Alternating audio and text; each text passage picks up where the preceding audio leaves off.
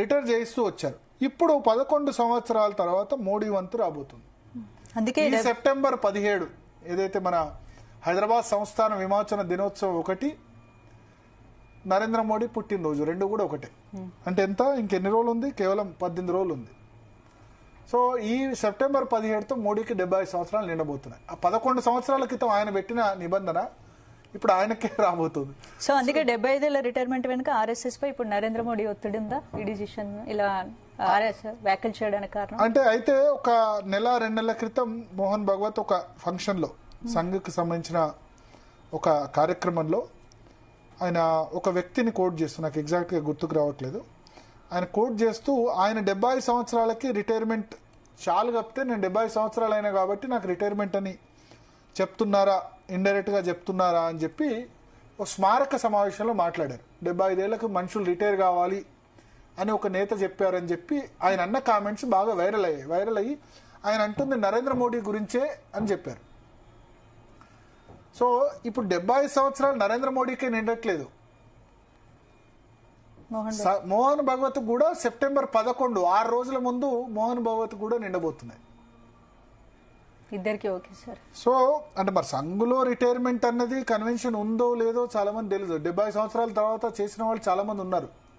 రాజేంద్ర ప్రసాద్ అంటే మోహన్ భగవత్ కంటే ముందు సర్సంఘ్ చాలక్, కేఎస్ సుదర్శన్ కంటే ముందు రాజేంద్ర ప్రసాద్, రజ్జు భయ్య అనేవాడు. రజ్జు భయ్య నాకు తెలిసి 88, 89 సంవత్సరాల వరకు కూడా సర్సంఘ్ చాలక్గా ఉన్నారు. సో ఇప్పుడు ఈ నిబంధన మరి వర్తిస్తే ఇద్దరికి కూడా ఒకటి ఏంటంటే మోహన్ భగవత్ రిటైర్ అవుతారు, నరేంద్ర మోడీ కూడా రిటైర్ అవుతారు అని చాలా వార్తలు వచ్చాయి. కానీ ఇప్పుడు మీకు భారతీయ జనతా పార్టీ అధ్యక్ష పదవికి సంబంధించి మనం చూస్తే కనుక చాలా కాలంగా వాయిదా పడుతూ వస్తుంది. పోయిన సంవత్సరమే కావాలి, అధికారంలోకి వచ్చి సంవత్సరం దాటింది, కానీ కొత్త అధ్యక్షుడిని ఎన్నుకోలేదు. మీరు అంతకుముందు అమిత్ షా అధ్యక్షుడిగా ఉండి 2019లో అధికారంలోకి వచ్చినప్పుడు సెకండ్ టర్మ్ అమిత్ షాను మార్చి జేపీ నడ్డాను పెట్టే సమయంలో అధ్యక్షుడిగా అది ఒక 6 నెలలు 8 నెలలు తీసుకున్నారు.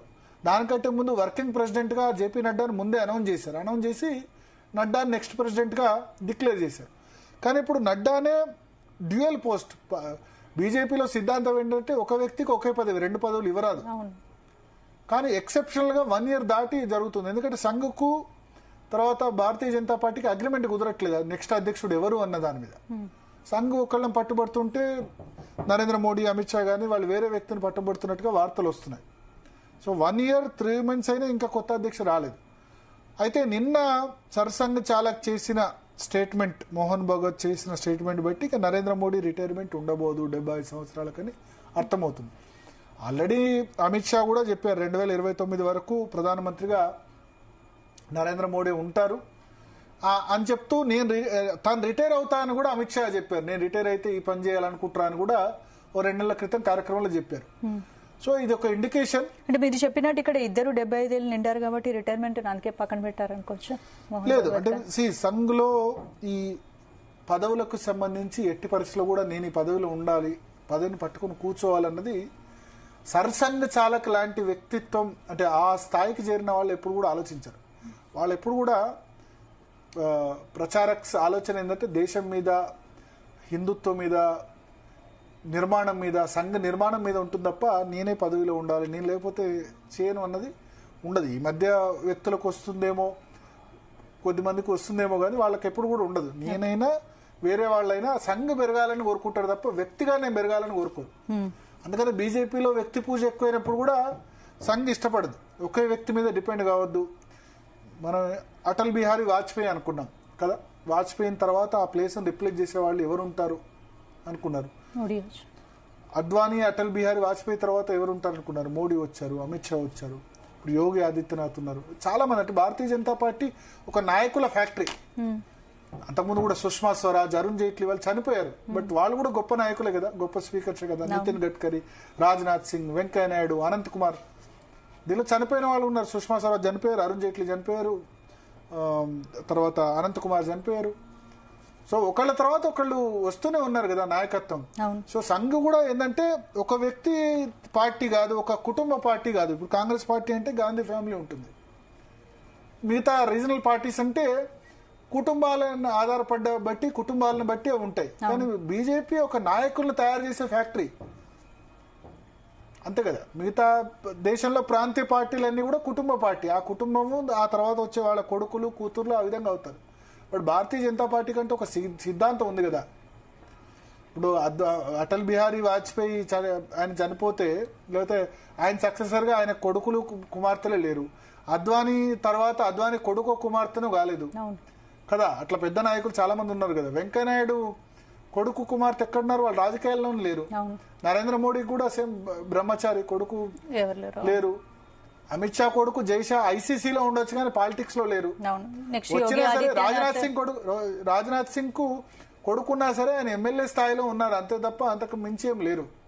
కొడుకులున్న నేతలు కూడా ఉన్నారు. యడ్యూరప్ప కొడుకు ఉన్నారు కానీ వాళ్ళు న్యాచురల్ గా వాళ్లే ముఖ్యమంత్రులు కావాలి, వాళ్లే ప్రధానమంత్రి కావాలి. యోగి ఆదిత్యనాథ్ కూడా. ఎస్. సో భారతీయ జనతా పార్టీ ఒక నాయకులను తయారు చేసే ఫ్యాక్టరీ. సో నిన్న మోహన్ భగవత్ స్టేట్మెంట్ ఒక క్లారిటీ వచ్చింది. అదేంటంటే ఇంకా దాన్ని మనం యూటర్ను అది అని చాలా మంది అంటున్నారు. నేను యూటర్న్ అన్నను. ఆయన అప్పుడు చేసిన స్టేట్మెంట్ చాలా మంది తప్పుడుగా అర్థం చేసుకున్నారని అనుకుంటాను. ఆయన చేసిన స్టేట్మెంట్ ఎందుకంటే 70 సంవత్సరాల దగ్గరకు వస్తుంది కదా, మోడీకి దగ్గరకు వస్తుంది. ప్లస్ నా గురించి అనలేదు, ఆయన గురించి కూడా అనలేదు అని చెప్పారు. So Mohan Bhagwat retire కాబోరు. అదేవిధంగా మరి మోహన్ భగవత్ వ్యాఖ్యలు కాంగ్రెస్ కు అస్త్రంగా మారనున్నాయా అలా అనుకోవచ్చు? మొన్న మాట్లాడినప్పుడు కాంగ్రెస్ కి అస్త్రంగా మారాయి. 70 సంవత్సరాలు రిటైర్ అంటే బీజేపీ ఆర్ఎస్ఎస్ మధ్య ఏదో ఉంది, సంఘ్ ఇష్టపడట్లేదు నరేంద్ర మోడీని, సంఘ్ రిటైర్ కమ్మంటుంది అని వాళ్ళు అన్నారు. ఇప్పుడు రిటైర్మెంట్ లేదన్న తర్వాత కాంగ్రెస్ కి ఎట్లా అవసరం అవుతుంది? కాదు కదా. ఇంకో విషయం కూడా చెప్పారు. సంఘకి బీజేపీకి మధ్య గొడవలు జరుగుతున్నాయి అంటే ఆయన ఒక వర్డ్ వాడారు. అదేంటంటే ఇది it should not like quarrel. అంటే ఎస్ మా మధ్య డెఫినెట్గా డిఫరెన్స్ ఆఫ్ ఒపీనియన్ ఉంటుంది, అది క్వారల్ అంటే కొట్లాట కాదు, అదొక సంఘర్షణ లాంటిది. అంటే ఇద్దరి మధ్యకు సంబంధించి ఒక సంఘర్షణ లాంటివి ఉంటుంది తప్ప దానిలో క్వారల్ అంటూ జరగదు. అంటే యుద్ధం లాగా లేకపోతే ఏదో కొట్లాట లాగా ఉండదు. మా మధ్య చాలా అంశాల్లో ఇది కరెక్ట్ అంటే ఇది కరెక్ట్ అని చెప్పి ఉంటాయి. బట్ ఇది డిఫరెన్సెస్ కిందే అవుతుంది.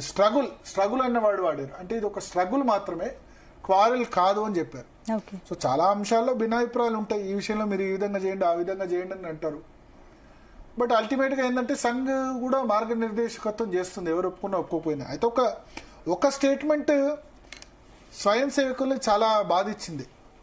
2024 ఎలక్షన్ జరుగుతుండగా జేపీ నడ్డా భారతీయ జనతా పార్టీ అధ్యక్షుడు ఇక మాకు సంఘ్ మార్గదర్శకత్వం అవసరం లేదు, మేము సొంతంగా ఎదిగాము భారతీయ జనతా పార్టీ అని స్టేట్మెంట్ చేయడం లోక్సభ ఎన్నికల్లో చాలా మంది సంఘ్ కార్యకర్తలు హట్టివేసి చాలా మంది సంఘ్ కార్యకర్తలు భారతీయ జనతా పార్టీ రాజకీయ విభాగం, బట్ సంఘకు సంబంధించి వాళ్ళ రాజకీయ ఆపేక్ష ఉండదు. విశ్వ హిందూ పరిషత్ అనుకోండి, బజరంగ దళం అనుకోండి, వాళ్ళ పనులు చేసుకుంటారు. ప్లస్ అవసరమైనప్పుడు భారతీయ జనతా పార్టీ కూడా సహకారం అందిస్తారు. అరే మా అవసరం లేదన్నప్పుడు మేము ఎందుకు పనిచేయాలని లోక్సభ ఎలక్షన్స్ లో పనిచేయలేదు. సంఘ కార్యకర్తలు పనిచేయకపోతే భారతీయ జనతా పార్టీకి ఎన్ని సీట్లు వచ్చాయి? 240 సీట్లు వచ్చాయి. ఎక్కువ ఎక్స్పెక్ట్ చేశారు కదా, 350 400 సీట్లు ఎక్స్పెక్ట్ చేశారు, 240 పడిపోయింది. మళ్ళీ సంఘ గట్టిగా తీసుకుంటే, సంఘ కార్యకర్తలు గట్టిగా పనిచేస్తే అదే ఓడిపోయిన హర్యానాలో రిజల్ట్ ఏ విధంగా వచ్చింది? 5 కాంగ్రెస్ 5 బీజేపీ వస్తే హర్యానాలో మంచి సీట్లు ఎవరు ఎక్స్పెక్ట్ చేయని విధంగా బీజేపీ గెలిచింది. మహారాష్ట్రలో ఎవరు ఎక్స్పెక్ట్ చేయని విధంగా సంఘ పనిచేయడంతో బీజేపీ శివసేన షిండే వర్గం కలిసి, తర్వాత ఎన్సీపీ అజిత్ పవార్ వర్గం కలిసి అబ్సల్యూట్ డిసిసివ్ మ్యాండేట్ కొట్టేసింది. సో సంఘ నేతలు పనిచేస్తే ఏ విధంగా ఉంటుంది, పని చేయకపోతే ఏ విధంగా ఉంటుంది అన్నది ఎగ్జాంపుల్ 2024 పార్లమెంట్ ఎలక్షన్సే. జేపీ నడ్డా అన్నాడు కదా మమ్మల్ని ఇంకా మాకు అవసరం లేదు అన్నప్పుడు, ఎందుకు అవసరం లేని దగ్గర మనం ఎందుకు పనిచేయడం అనుకున్నారు. వాళ్ళు ఓన్లీ మోడీ ఫ్యాక్టర్తో గెలిచిపోతారు అని అనుకున్నారు. ఆయన కాన్ఫిడెన్స్ ఉన్నప్పుడు పోనివ్వండి అనుకున్నారు. డెఫినెట్ గా మోడీ ఫ్యాక్టర్ వల్ల భారతీయ జనతా పార్టీ చాలా రాష్ట్రాలకు విస్తరించింది, కొత్త ఓటర్లు చేరింది. బట్ కోర్ ఐడియాలజీ ఏదైతే ఉందో, నీకు Hindutva ideology, Hindutva vote bank, development vote bank రెండు కలవడం వల్లే బీజేపీకి 301 సీట్లు, లేకపోతే ఫస్ట్ టైం 281 వచ్చాయి, 2019లో 301 వచ్చాయి, ఇప్పుడు తగ్గాయి. హిందుత్వ కావాలి, డెవలప్మెంట్ కావాలి, రెండిట్లో ఏ ఒక్క ఓటు బ్యాంక్ ఉన్న పవర్లోకి రాలేదు. కేవలం హిందుత్వాల పవర్ లేక రాలేదు, కేవలం డెవలప్మెంట్ వర్క్ కూడా రాలేదు. సో అది గుర్తించాలి భారతీయ జనతా పార్టీ. సో అందుకని ఇప్పుడు ఈయన స్టేట్మెంట్ ద్వారా, మోహన్ భగవత్ స్టేట్మెంట్ ద్వారా ఖచ్చితంగా నరేంద్ర మోడీ కంటిన్యూ అవుతారు. ఈ విషయమై ఆర్ఎస్ఎస్ బీజేపీ మధ్య కూడా చర్చలు జరిగాయి. చర్చలకు సంబంధించిన సారాంశాన్ని ఆయన వెల్లడించారు. రిటైర్మెంట్ గురించి ఖచ్చితంగా చర్చ జరిగి ఉంటుంది. ఇప్పుడున్న పరిస్థితిలో దేశానికి అల్టిమేట్ గా సంఘకి ఏంటంటే దేశం ముఖ్యం, వ్యక్తులు కాదు. ఇప్పుడున్న పరిస్థితిలో సరే మోడీ ప్రధానమంత్రిగా వెళ్తారు, రిటైర్మెంట్ తీసుకుంటారు. ఆ ప్లేస్ను భర్తీ చేసే వాళ్ళు ఉన్నారా, వేరే వాళ్ళు ఉన్నారా? ఒక హిందుత్వనే సరిపోదు. అడ్మినిస్ట్రేషన్ మీద కంట్రోల్ కావాలి, పార్టీ మీద కంట్రోల్ కావాలి. ఇప్పుడు మోడీ చెప్తే దాన్ని వ్యతిరేకించే వాళ్ళు ఎవరు లేరు భారతీయ జనతా పార్టీలో, దానిలో దేశంలో కూడా. సో ఇప్పుడున్న పరిస్థితుల్లో అమెరికన్ టారిఫ్స్ వచ్చాయి, ఆర్థిక విధానాలు కూడా ఇంపార్టెంట్ కదా, విదేశాంగ విధానాలు కూడా ఇంపార్టెంట్ కదా. యోగి ఆదిత్యనాథ్ డెఫినెట్ గా హిందుత్వ ఫేస్, మంచి అడ్మినిస్ట్రేటర్. కానీ మీకు దేశానికి సారథ్యం వహించాల్సి వచ్చినప్పుడు ఆర్థిక విధానాలు, గుజరాత్ ముఖ్యమంత్రిగా 3 టర్మ్స్ చేశాడు కాబట్టి, గుజరాత్ మనకు తెలుసు ముఖ్యంగా మ్యానుఫ్యాక్చరింగ్ స్టేట్ కాబట్టి ఆర్థిక విధానాలు అక్కడ ఆయన నేర్చుకున్నారు. తర్వాత విదేశాంగ విధానాలు, ఇవన్నిట్లో కూడా ఎక్స్పర్టైజ్ కావాలి అమిత్ షా చేసినా సరే. సో ఇప్పుడు దేశానికి మోడీ అవసరం ఉంది అని ఆర్ఎస్ఎస్ భావించింది. కాబట్టి ఇప్పుడు ఆయన్ని రిప్లేస్ చేస్తే గనక, ఆపరేషన్ సింధూర్ జరిగింది పాకిస్తాన్తో, ఇటువంటి కీలకమైన సమయంలో మోడీని రిటైర్మెంట్ చేయించి ఆ ప్లేస్ను వేరే వాళ్ళతో రిప్లేస్ చేస్తే, ఫస్ట్ సరే సంఘ్ మాటే నెగ్గాలి, మేమే నెగ్గాలి అనుకుంటే మోడీ మరి నువ్వు ఖచ్చితంగా రిటైర్ గా అని చెప్పొచ్చు. కానీ సంఘకి అల్టిమేట్ ఏముంటుంది, దేశ హితం, country first, party next, self last. అది భారతీయ జనతా పార్టీ సిద్ధాంతం. సంఘ సిద్ధాంతం కూడా అంతే, country first, organisation next, self last. ఎందుకంటే సంఘ అనేది పార్టీ కాదు, ఆర్గనైజేషన్ కాబట్టి.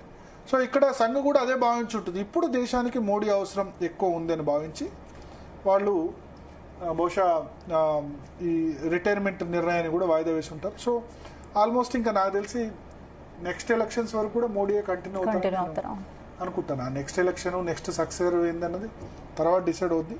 అట్లీస్ట్ 1-2 years అయినా మోడీ ఖచ్చితంగా కంటిన్యూ అవుతారు, నో డౌట్ అనే అనిపిస్తుంది. రైట్.